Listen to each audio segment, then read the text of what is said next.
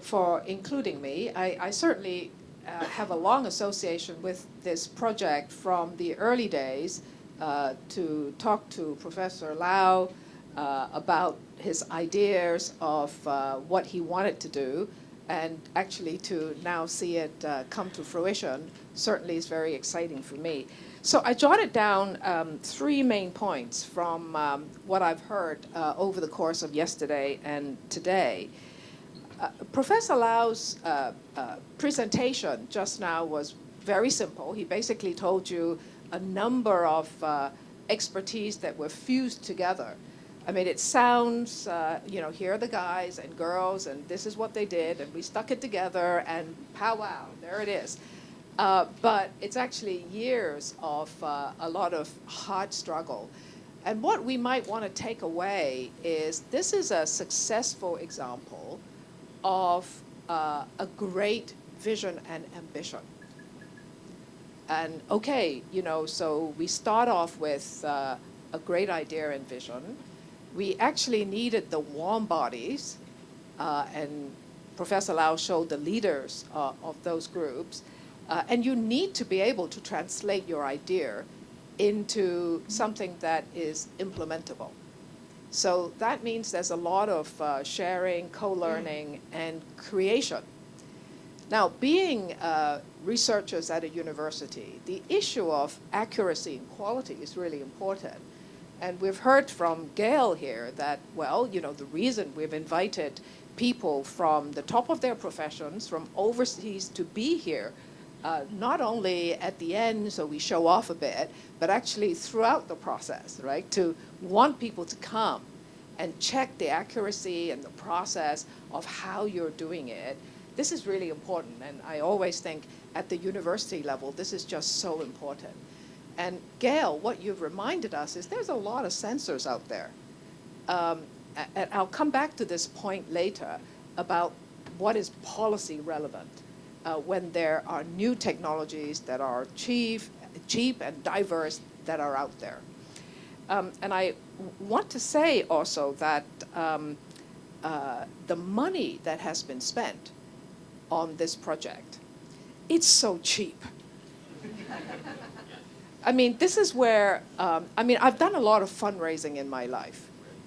And I think the hours that you've spent on this project. And yes, congratulations for HSBC to be able to see the vision behind it and to support it. But the value of what you've produced together here, and not just to create this app and, to help people to understand, but the science, the technology, the understanding behind it that you've now produced through this project can be used in many other places. And so I won't go into the details, but I think when you see all the different components that have now come out of this, and we should actually spend a little time in the future to identify all of the things that we can continue to use, not just in air quality and health, but I think we can actually advance in other areas as well. So for sure, Chris, and you've already reassured us that actually this is now a leading thing in the world. So it's also something that Hong Kong people and HKUST and the collaborators can be extremely proud of. Right? This is now the leading thing. So what do we do with it? How do we continue to understand it? So as I said, the money that has been spent on it, and we must find ways to go and tell funders, it's so cheap. I mean, it's so good, right? So, we want to do more going forward. So that's kind of my first point. The second point is also incredibly important for policymakers, and that's the switch from pollution reduction, which we're all doing around the world, and pollution reduction, because it's been going on now since the 50s in a serious manner, people understand quite well what are the things that needs to be done. But when you've done reasonably well, and yesterday at the workshop, we talked about countries like in the US and in Europe where they've gone further, they're a lower concentration countries in terms of air pollution, we are now at the kind of middle level. Hong Kong is at the middle level. There are many other countries that are at the middle level. And then you have still many spots around the world that are still extremely polluted. So at the middle level, the struggle is, well, okay, we will continue to do emissions reduction, but actually we're switching to exposure management. Because ultimately what we are trying to do is to ensure that individuals can also have the knowledge, because it's now available. We can have the knowledge to help ourselves. Now, this, of course, is not about saying, well, because we can help ourselves by walking on another street because we now know it's cleaner, that the government does not need to act. That's not what we are saying. But it does offer the individuals a measure of self-control on a day-to-day basis. Wow, there might be something that you can even do at home, like shutting your window at certain times might be helpful. So I think there's a level of information that is not too difficult. You know, that and if we knew that there were some things that we could do that would lower our exposure, why wouldn't we want to do it? So this is a whole new realm of education and public communication that we can do with the data that is available today that we hadn't been able to do before. But just also think, this information is going to have an impact on government. So beyond the things that they're doing in emissions reduction, how might they replan the city? How might they change building regulations? How might they reroute traffic? Because they now have a whole range of information that can help them to think. So the last point I want to make that also has a policy impact is, just imagine that you have an NGO and there's a company that sells apps, gives them a lot of give them a lot of sensors, and say, you know, go around and measure. Now, there is the issue of accuracy, and you know, if you're a user of a sensor, or if you're selling a sensor, you've given a whole lot to people, you kind of think it's got to be right. Then you're going to be arguing with the government all the time. You know, but you know, this is something that I wonder how society is going to deal with. And Gail, you've kind of alluded to us, right? People are arguing all the time about accuracy. But the truth is, ordinary people are going to get these things. So, and this is not just on air pollution. This is a new trend in the world. How do we educate ourselves? How do we have maybe government working with universities that care a lot about accuracy, working with the health professions, working with NGOs, so that we can all bring up our understanding of how we might use and refine these technologies in the next phase. But there will be a lot of argument. So I also think that policymakers, government officials themselves is part of this new world of multi-information, easy information to distribute, to maybe develop a culture of openness, a culture of much more open communication and sharing, because otherwise they're going to be arguing all the time. And how do we also have NGOs which are more trusted than governments, not just in Hong Kong, but around the world? How can they be a part of helping society to co-learn together, so that when we're using the new technology, we have sort of some 101 to see how to understand this tremendous amount of information. So the last thing I just want to say, Chris, is just to re-emphasize how proud I am, you know, to be a part of HKUST and the vision and, you know, all of you, and the pride for Hong Kong that we now have this. And my next step, I've been thinking about who can I go to, you know, and to share with them, this is what we have, so that we can ride on the great work and continue to co-learn in Hong Kong. So thank you very much. Well, thank you, Christine. You raised a lot, and you touched on, you opened the door to so many issues. Yeah, I think one way of summarizing it is when you have a tool like this, it brings new information that we may have sort of thought we knew about before, but now we can quantify it and we can see it, and then it will raise all kinds of opportunities. For example, a simple thing is, well, land use planning, or where do you put a sitting out area, or where should you put a bicycle track, or so many things that deal with infrastructure, and then how it ties into smart cities and management of smart cities and so on. So I think one of the exciting opportunities, speaking partly as a member of the Praise Hong Kong team, but also as someone who wants to see how it can be used, is who are the stakeholders for this tool? Who are the users? What questions do they have?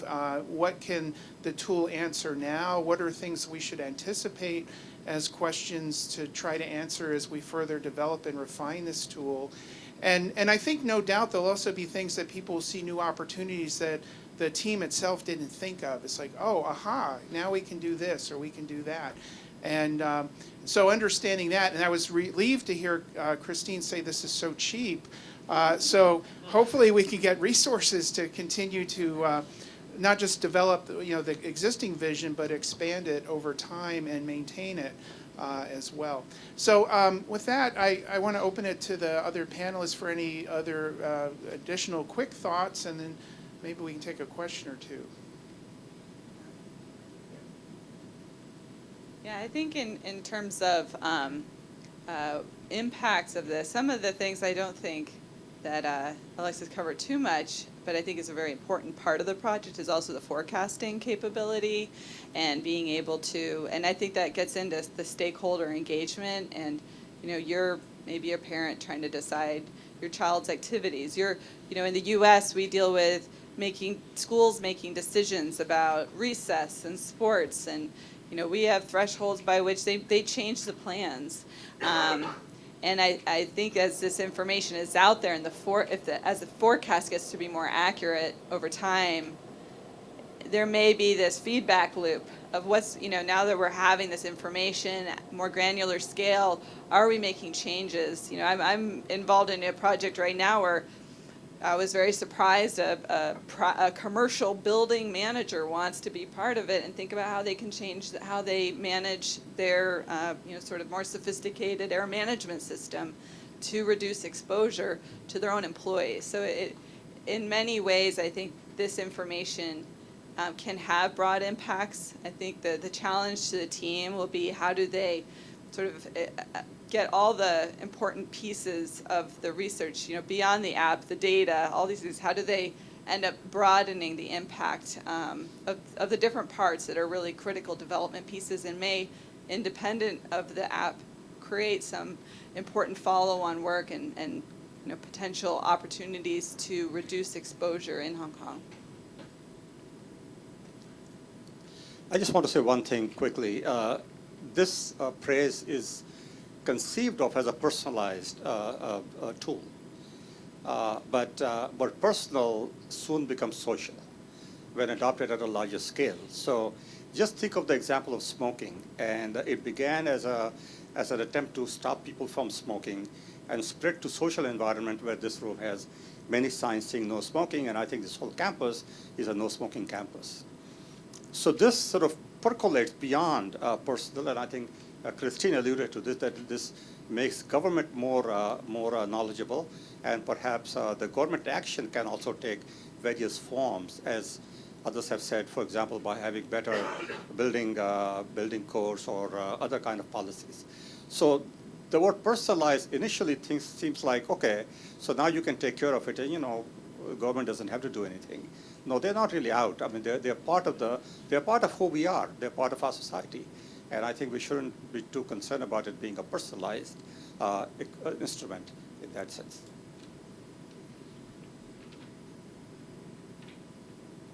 Okay, well, we're almost at the end of our time, but I did want to offer an opportunity if anyone had a burning question to take a question, here we have one from Mike Kilburn, and then Mike Jarrett. That'll probably take us to the end of our time. Thank you. I'm Mike Kilburn from the Airport Authority, but speaking as a person with interest in air quality and policy instead, is there resources to figure out how this terrific tool can be used to shape policy? Mike, I think maybe a very short answer to your question is these logos here represent real partnerships with the project and actually a lot of interactive communication with both public and NGO and private stakeholders.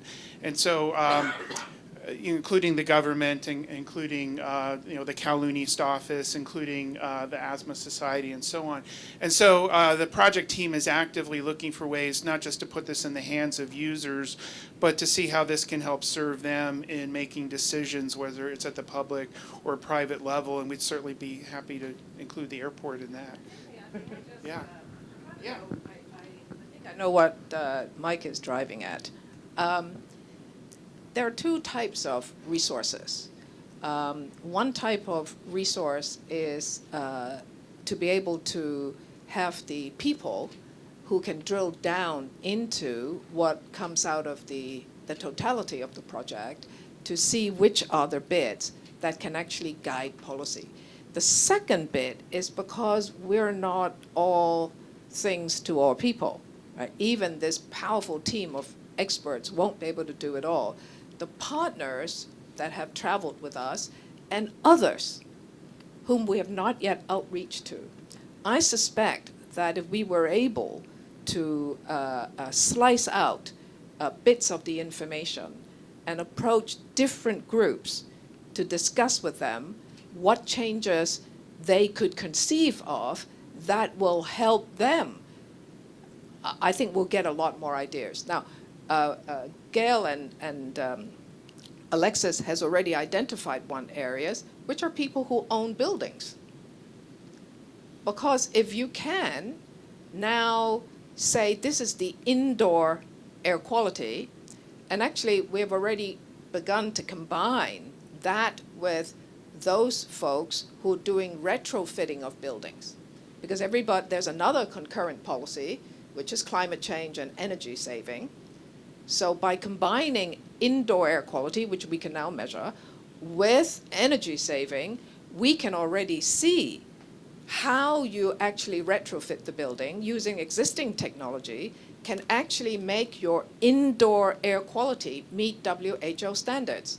So now we already know that building owners are extremely keen on this because they can now go and tell workers and others who are occupants of these buildings that when they're inside, the building performs in such a way that is not only more energy efficient, but you're breathing air that is cleaner than the air outside. So there is a direct health benefit.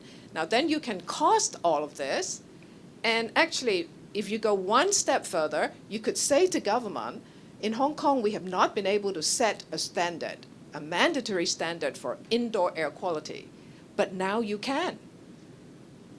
So that's just one example of how you can drive something forward. That if you retrofit your building and you kind of do it this way, then actually you get two hits, right? You have lower energy and you have higher air quality. Yeah, thank you. That's very much what I was thinking about. It seems to me you've designed a fabulously powerful weapon for policy, and the opportunities for use it are enormous. And to convene or to encourage people to develop ideas of how to use the tool, I think has enormous value once this tool of such enormous quality has been developed. And it's how to figure out. It's like building a samurai sword and then having a samurai school to teach 1,000 people how to use it, basically. Yeah. If I can make a friendly amendment and change weapon to framework. So Mike. Yeah, well, thanks. Great talks all, and thanks for inviting me here to see this really exciting project.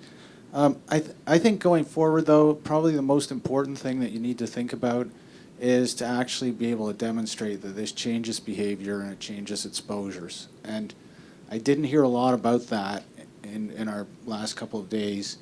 And that's going to require its own kind of study where you enroll people, you don't give them the information, but you track them and you get all their exposures calculated over a representative period. And then you do it again with giving them the app and the information, and then look at how that changes. And you have another control group. Just as you're giving a pharmaceutical randomized trial, you can randomize this because it is an individual level intervention. And I think that's going to be what really convinces people that this is worthwhile investing in over the long term, because technology is fraught with numerous examples where the good applications don't lead to any behavioral change at all. Whether it's on weight loss, diet, smoking, there are all kinds of examples where very good information doesn't get used. And I did a study probably 8 years ago in Los Angeles where we tried to give diabetics, people that had two diabetics in the family, usually a mother and a child, give them information on how they could improve their lifestyles, walk to parks, avoid pollution. We found they didn't use it. They just didn't use it. And, it was kind of unfortunate because we spent a lot of time and money from the National Institutes of Health to show that it was not working. Now, things have progressed a lot more and you have this great app. So that's what I would encourage you to do going forward, is to come up with that experiment that's going to show that this actually reduces exposure in a meaningful way that could actually result in health benefits. Yeah, I think that point is well taken. And yeah, there are many examples of attempts to change behavior that maybe in the short term people change and then they kind of forget and revert back to their old ways. And so yeah, I think that's a valuable comment about a sort of a scientific study of that. Alexis, you want to comment? Yeah, I just want to comment on that because certainly, well, I'm not going as far as Christine talking about legislating indoor air quality. But actually, I see that individually it's difficult to change.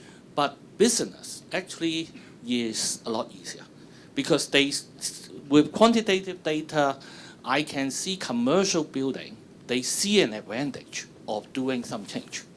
If we can actually put sensor into buildings and then they can show that actually how the indoor air quality would change with certain filters and things. I think those are the easier route in terms of having big impact.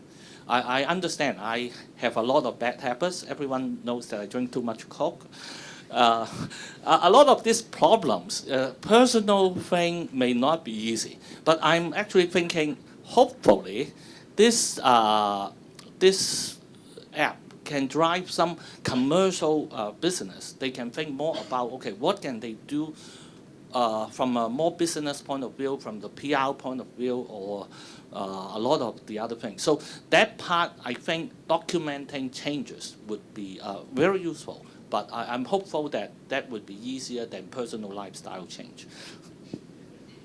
Well, with that, I think we're a little beyond our time. I would like to thank all of you for attending and for your interest and attention. I'd like to thank Rashid, Shaikh, and Gail Hagler and Christine Lowe for their valuable comments and insights and wisdom, and of course thank Alexis Lau for his presentation, and of course our VIPs earlier. Before I adjourn, I just want to check with Michelle. Is there anything you want to say in terms of closing, or? Okay, all right. So with that, thank you so much, and we look forward to seeing you as users and to continuing the dialogue. We will no doubt have these kinds of events over the next phases of this project, and so we hope you'll stay engaged with us, and we want to stay engaged with you. So thank you so much.